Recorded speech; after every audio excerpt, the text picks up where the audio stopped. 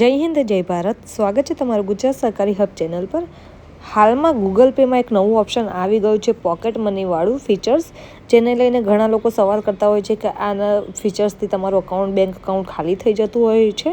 તો આ વાત સાચી છે કે નહીં અને આનો ઉપયોગ શું છે, તમામ માહિતી આપણે આજના આ વિડીયોમાં જાણીશું. જો તમે પણ ગૂગલ પે વાપરી રહ્યા છો અને તમારા પણ ગૂગલ પેમાં આ પોકેટ મનીનું ઓપ્શન તમને જે જોવા મળી રહે છે તે આવી ગયું છે, તો તમારે અહીંયા કોઈ પણ જાતનું ડરવાની જરૂર નથી. કોઈ પણ જાતનો તમારી પાસે સ્કેમ થવાનો નથી. આનો સાચો ઉપયોગ શું છે તેના વિશે આપણે આજે આ ચર્ચા કરીશું.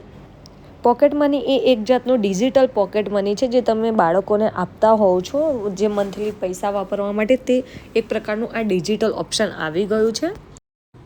અહીંયા તમે એક લિમિટ નક્કી કરી શકો છો કે બાળકોને તમારા અકાઉન્ટમાંથી તમે કેટલા પૈસા વાપરવા આપી શકો છો. મંથલી 1000, 2000 કે 3000ની તમે લિમિટ કરી શકો છો. અહીંયા જે ઓપ્શન છે તેમાં ક્લિક કરીને તમારે તમારા બાળકનું અકાઉન્ટ જોઈન્ટ કરવાનું છે.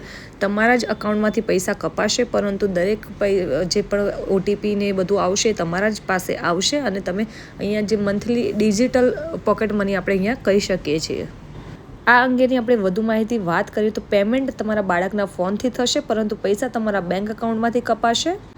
તમે અહીંયા બીજા વ્યક્તિને તમારા બેંક અકાઉન્ટમાંથી ઓનલાઈન પેમેન્ટ કરવાની પરવાનગી આપી રહ્યા છો. જેમનું પોતાનું બેંક અકાઉન્ટ નથી, જેમ કે તમારા બાળકો છે, તેમને તમે આ ડિજિટલ પોકેટ મની તમે આપી શકો છો યુઝ કરવા. પરંતુ અહીંયા તમે એક લિમિટ સેટ કરી શકો છો કે મંથલી 1000, 2000, 3000.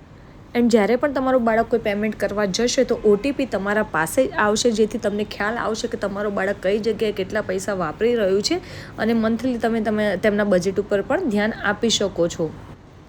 આ રીતે બાળકનું અકાઉન્ટ પેરેન્ટ કંટ્રોલ હેઠળ થઈ જશે. સિક્યુરિટી માટે પેરેન્ટ્સને અપ્રુવલની જરૂર રહેશે, જેથી બાળક કોઈ ખોટા ઉપયોગ ન કરી શકે. એટલે OTP હંમેશા પેરેન્ટ્સ પાસે જ આવે છે, જેથી તમારો બાળક ઉપર તમે એક જાતનું અહીંયા સિક્યુરિટી કંટ્રોલ પણ રાખી શકો છો. અહીંયા બાળક ડિજિટલ જે તમારું પેમેન્ટ છે તેના દ્વારા પોતાના ખર્ચા પણ અહીંયા ઉઠાવી શકે છે, જેમ કે રિચાર્જ છે, નાનું મોટું પેમેન્ટ છે, ઓનલાઈન ખરીદી છે. આ રીતે તમે અહીંયા વાપરી શકે છે. આને એક જુનિયર અકાઉન્ટ તરીકે પણ અહીંયા ઓળખી શકાય છે. એટલે કોઈ પણ જાતનું અહીંયા જે અફવા ઉડી રહી છે કે આ જે ફીચર્સ છે તેનાથી સ્કેમ થઈ રહ્યો છે, તમારું બેંક અકાઉન્ટ ખાલી થઈ જશે, પરંતુ કોઈ પણ વસ્તુ આ રીતે અહીંયા થવાનું નથી. તમારું બાળક અહીંયા તમે જેમને પણ આ એક્સેસ આપશો તેઓ અહીંયા તમારી સેટ કરેલી લિમિટ દ્વારા તેઓ પૈસા અહીંયા યુઝ કરી શકશે. કઈ જગ્યાએ કેટલા પૈસા યુઝ કરે છે તે પણ તમને જાણ અહીંયા રહેશે. આનાથી માતા પિતા પોતાના બાળકો ઉપર કંટ્રોલ રાખી શકે છે, ખર્ચનું ટ્રેકિંગ પણ કરી શકે છે કે કઈ જગ્યાએ કેટલો ખર્ચ કરે છે તમારા બાળકોને પૈસાની સમજ પણ અહીંયા ફાઇનાન્શિયલ લર્નિંગ પણ મળી રહેશે.